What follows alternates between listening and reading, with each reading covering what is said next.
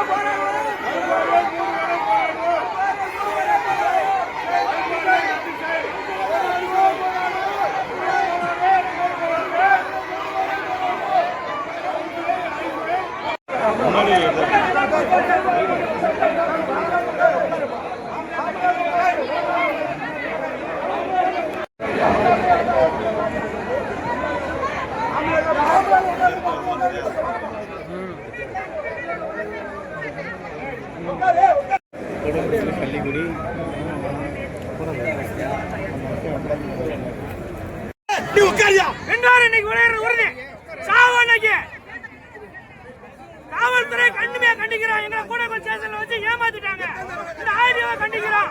அன்னைக்கு முதலமைச்சர் மனு கொடுக்கலாம் தடுத்துட்டாங்க. சாகுறதுக்கு ரெடியா இருக்கு. நீங்க 4 பேரு சிவத்தடிக்காரர் உள்ள உட்காந்துருக்க முடிஞ்சா நீ காப்பாத்தி மேல சாகுறோம். ஒண்ணும் பிரச்சனை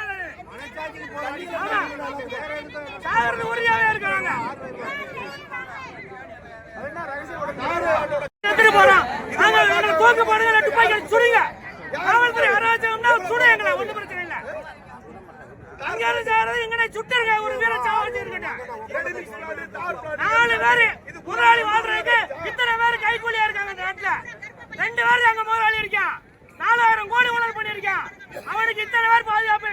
இத்தனை ஆயிரக்கணக்கான மக்கள் பிள்ளை குடியும் போட்டு வந்திருக்கு. என்னன்னு கேட்க நாது இல்லைங்க. 45 நாளா போறாங்க. எங்க பணத்தை வாங்கி என்ன செய்ய போறோம்? 45 நாள் அமைதியான வழியிலே போராடணும். அதுக்கு எந்த தீர்வும் கிடைக்கல. கொண்டு போயிட்டு அது கூட போய் ஸ்டேஷன்ல வச்சு ஒரு